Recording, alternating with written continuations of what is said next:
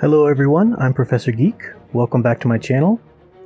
And welcome to the terminology list of videos I will slowly be adding to as the need arises. For this first one, I want to talk about the monomyth and the American monomyth. A lot of this might be old news to some people. Typically, geeks tend to know a little something about Joseph Campbell and the hero's journey, but if not, that's okay too. I'm not going to go too in-depth to it in this video, but I'm going to give the basic gist of it and then provide you with some resources, of course, to go look into it more deeply if you choose to do so. Joseph Campbell was a Jungian psychoanalyst, and he studied works in mythology and folklore and identified a common outline of story that he found in mythologies from different ages, from different geographical locations that never would have had any contact with each other. And this basic general story he called the hero's journey, or the monomyth. And there are various stages to this journey. Different comparative mythologists who've come after Campbell have identified different stages as well, but for the most part the general structure remains. You always begin with a hero and the call to adventure. Usually this hero finds out there's something more to them, they're destined for something they didn't realize, or there's more to them, they had some sort of special birth they didn't know about, or special ability, something like that's usually part of the story. A mentor helps them come to this revelation, usually provides them with a special weapon or some special assistance, a power, ability, something like that, to help them achieve this great destiny they have and venture into this war, this quest, whatever it is that they're going off to do. They have to leave their world, and that can be literally or metaphorically, leave their familiar world, enter into this. In strict mythology, it was usually some sort of supernatural world, but even in today's mythic adventurous tales, the world is supernatural in comparison to the world they came from, at the very least. There's some various encounters with the villains, but in the end they return triumphant, and they return having gained something from this adventure that they can bring back to their community or to their status quo, whatever it was that they left from originally, that brings it to an upgraded status quo. That's the general, very bare bones outline of the hero's journey.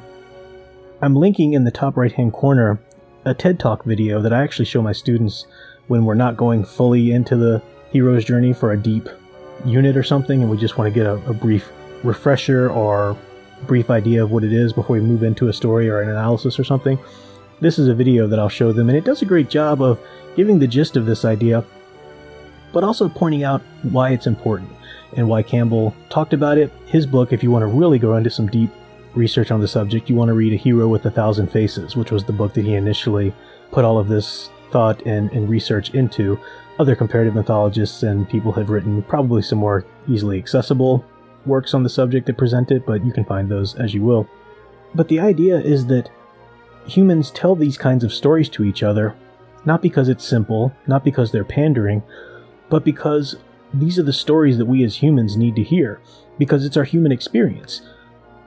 On a micro and macro level, every day we get up, we have to leave our bed, we leave someplace comfortable, we have to go do things that are not comfortable, that stretch us in some way more or less. Every tragedy that comes into your life, every serious challenge, every new season you enter into in life stretches you. It's something that takes you out of your familiar, it teaches you things, it changes you in ways, and then you come back from this challenge, achieve it, get over this tragedy, whatever, and you have to reflect back on it, and you have to make sense of it. As human beings with human psychology, that's what we do. That's just a psychological truth. We have to reflect on it and make sense of it if we're really to move on and integrate it into part of our life story and to feed into our future.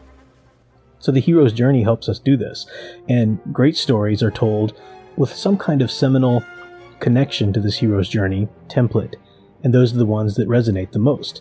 For example, George Lucas, he was a big fan of Joseph Campbell and this idea of the hero's journey, and wrote that original trilogy in the Luke Skywalker story very much accordingly. We could look at any number of superheroes, we could look at fantasy stories. You'll find YouTube videos out there where people have gone through a number of these examples, and that's a good time if you haven't done that. It's fun to see all of these video clips attached to the different stages, and some people have done wonderful jobs with that.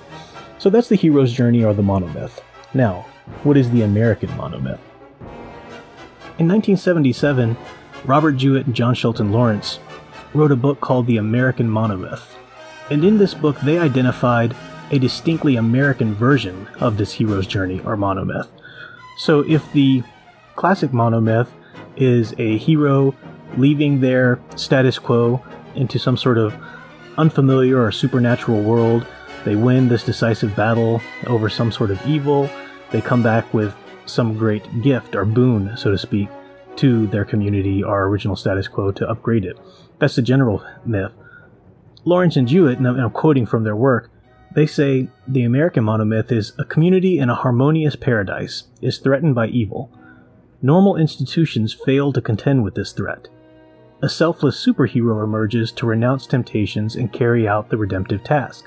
Aided by fate, his decisive victory restores the community to its paradisical condition. The superhero then recedes into obscurity. And Jewett and Lawrence have a problem with the American monomyth because they say that it instills mistrust of the public institutions of government.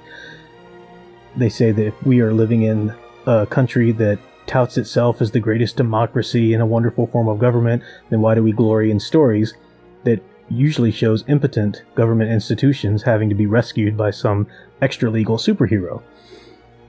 This is one of the most inane and ridiculous statements I've heard in academic literature. It blatantly shows their political agenda here. And it's a shame because I think their identification of that American monomyth is a pretty good one, but there's still nothing intrinsically political, conservative, liberal, or whatever about that American monomyth because myth is metaphor. So we don't watch Superman have to come in and stop an alien that the military and the police and the National Guard are powerless to stop. We don't watch him do that and think, well, I'm not going to worry about the police or the military, I'm just going to get a cape. And no, that's ridiculous. We watch him do things like that and we think, okay, I don't have superpowers, but what abilities do I have? What responsibilities do I have? I need to work to the best of those. So that might not be fighting an alien, but it certainly is maybe going to vote or going to volunteer for things that you believe in and going to participate in the world and even in your government if that's where it carries you. Those are the kinds of lessons and inspirations you gather from these stories. So they really missed the mark there in their point, but their identification of this American monomyth is a good one. And they bring out some other aspects of it. Usually there's a strong correlation between the hero and some sort of Christ-like character. In the idea, they say that the hero usually has to deny himself. It's very self-sacrificing. The hero can't go on and just have a happy life, as they say usually. They have to remain pure.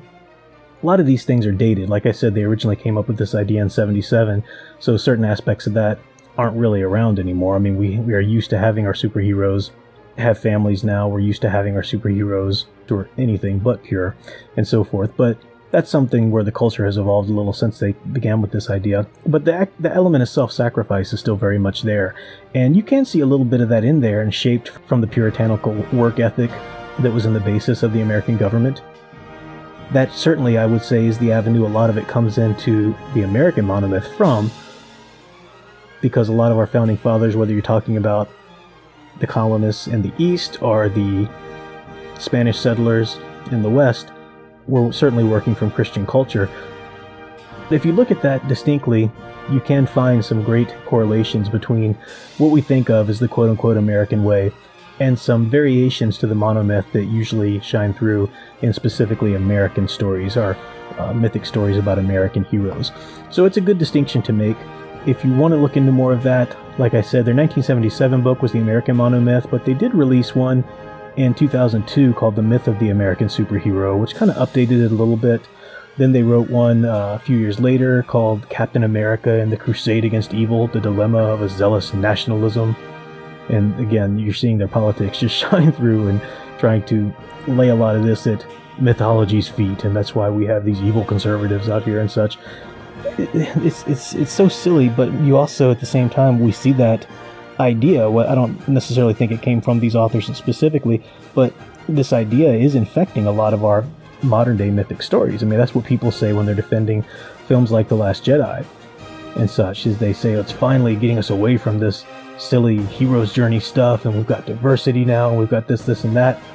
It's not about diversity or a lack of diversity. It's about resonating with the human psyche. So we'll go into a lot more of that in some other videos. Hopefully this wasn't too dry for you, but I wanted to get those terms out there, the monomyth and the American monomyth, so that in the future when I bring these up in relation to a certain film or a book or whatever, I can just point to this video for some general brief overviews. And like I said, you've got some trails to follow if you want to go into it deeper, which I definitely recommend. These are interesting concepts and they're a lot of fun to think about. So thanks for sticking with me to this point. We'll have more terminology videos to come. Until then, keep enjoying and digging deeper into the hero stories you love. Thanks for watching.